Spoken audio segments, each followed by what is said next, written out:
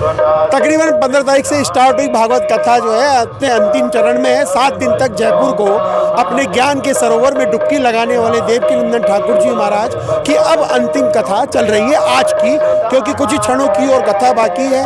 लोग आनंद ले रहे हैं क्योंकि वो अपने अंतिम समय में कथा के इस सरोवर में डुबकी लगाने के लिए जयपुर की पूरी जनता जो है बीटी रोड पे यहाँ पे आई है। अब कुछ क्षण ऐसे भी आए जहाँ पे भक्तों के आंखों में आंसू आए क्योंकि अपने प्रिय देवकीनंदन जी को विदा करने के लिए। और क्योंकि हमारे साथ में आयोजक हैं उनसे जानेंगे 7 दिन की कथा के अंदर में सूबे के मुख्यमंत्री आए, डिप्टी सीएम आए, कई विधायक आए और कई राजनेता आए। क्या इस बार कथा जो हुई तो कथा आप देखा जाए तो भावुक पल एक तरह से, जैसे कि आपने कहा कि विदा होने पर मायूसी भक्तों में, तो ये बिल्कुल सही बात है। घर की बहन हो बेटी हो या 7 दिन तक जिस प्रकार से महाराज ने हमारे इस मानसरोवर में जयपुर में कथा का वाचन किया है और भक्तों ने सुना है, तो महाराज उनके दिलों में बस चुके हैं। और जब कोई विदा होता है तो मायूसी छा जाती है, आंखों में आंसू भी आ जाते हैं।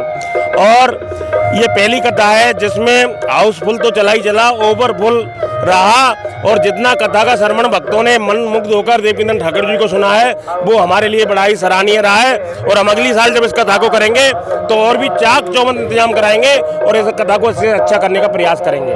क्योंकि मुख्यमंत्री भी आए, डिप्टी सीएम आए, कई राजनेता आए, क्योंकि इन 7 दिन की कथा के अंदर में महाराज ने बहुत संदेश भी दिया।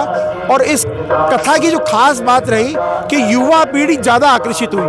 इस कथा की एक खास बात तो ये थी कि युवा पीढ़ी आकर सबसे बड़ी बात थी नो तिलक नो एंट्री, यानी इस पंडाल में कोई भी व्यक्ति चाहे वो मीडिया से हो, प्रशासन से हो, श्रद्धालु हो, अपना ऑफिस वाला हो, वो भी यहाँ तिलक लगाकर प्रवेश किया है और तिलक का सभी ने सम्मान किया है। महाराज की मुहिम चल चुकी है और आज उसका Bharat world book of record में वर्ल्ड रिकॉर्ड दर्ज किया जा रहा है।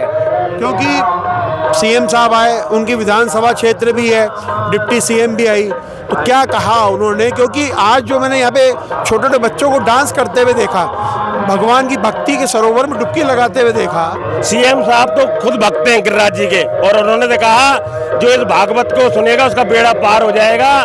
और उसी संख्या में लोग बढ़ते रहे और आज हम यहाँ बहुत प्रसादी कर रहे हैं और भंडारा लगेगा जिसमें लगभग 15 से 20 हज़ार लोग भाग लेंगे। अच्छा, क्योंकि भागवत कथा अब अगले साल, क्योंकि जिस हिसाब से मैंने यहाँ पे भक्तों को देखा, जब क्योंकि मैंने पहले ही कहा अगली बार हम इससे बड़ा इंतजाम करेंगे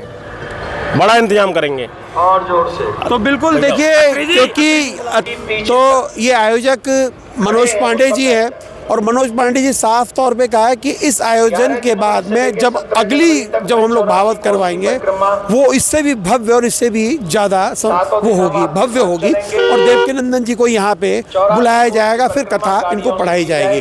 और सबसे बड़ा एक चीज़ आपको और बता दें कि आप भक्तों के चेहरों पे जो मायूसी देखने के लिए मिल रही है, क्योंकि उनको अपने प्रिय कथावाचक को विदा देते वक्त कम से कम उनकी आंखें नम है और वो चाहते हैं कि लगातार देवकीनंदन जी कथा पढ़ते रहें। लेकिन क्या करें, समय की अवधि और आगे भविष्य की जो उनकी कथाएं हैं उनके लिए भी उन्हें समय देना पड़ेगा। Manoj Sharma, news watch India, Jaipur.